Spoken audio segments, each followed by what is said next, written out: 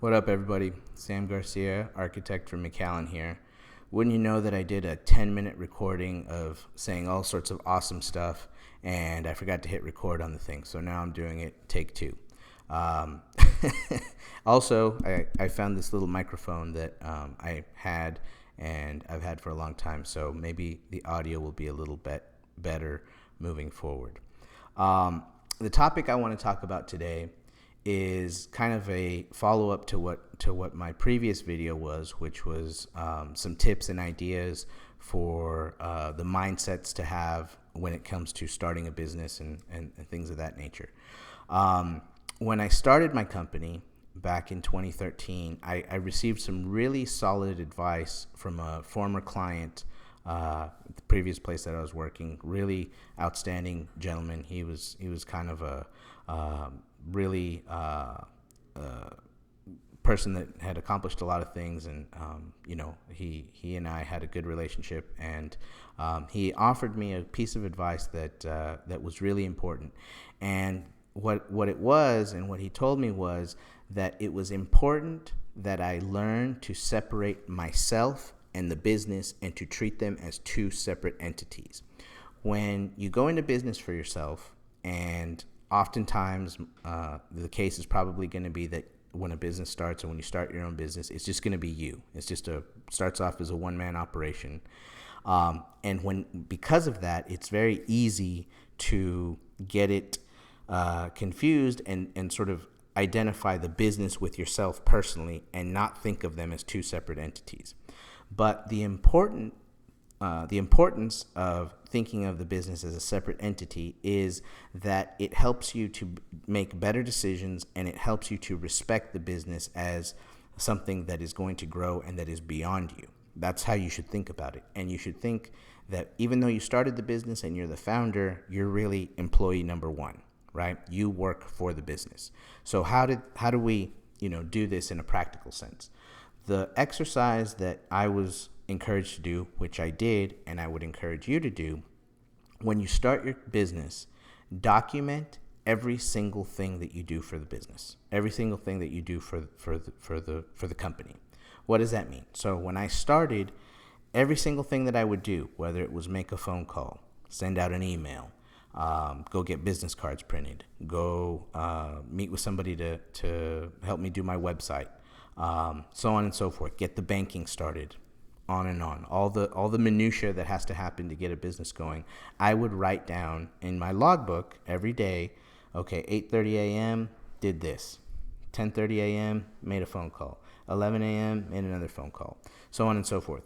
And the importance of that is that when you start your business, I'm going to say it's probably unlikely that you're going to have customers and projects and tasks to do day one, right? Maybe not even in the first couple of weeks, because it takes some time to get that momentum up and running. So rather than feeling like you're spinning your wheels, or what am I doing, or how am I going about this, by keeping a log and keeping an organized record of what you're doing, what you're really doing is creating a pattern so you can review it and see what you did. It creates this good feeling of, oh, I'm actually doing things for my company. So there's a sort of feeling of accomplishment. And then as you can begin to notice what's working and what's not working. For example, when it comes to making phone calls, reaching out to people, contacting people, I noticed that for me, and this holds true to this day, that if I have to make a series of phone calls during a day, my first couple calls are usually a little bit, they don't flow as well as the fourth, fifth call that I make in a day. Why is that? I think it's kind of, you have to sort of warm up that part of your brain, that part of your personality, the engagement part. So I learned that by the record that I kept, because I would go back and I'd say, well, the first couple phone calls, I didn't really get too much interest. I didn't really, it didn't really go that great. It was sort of, neutral. But by the time I would get to my third, fourth, fifth calls, oftentimes the conversation would last longer. There would be more engagement. There would be more follow-up.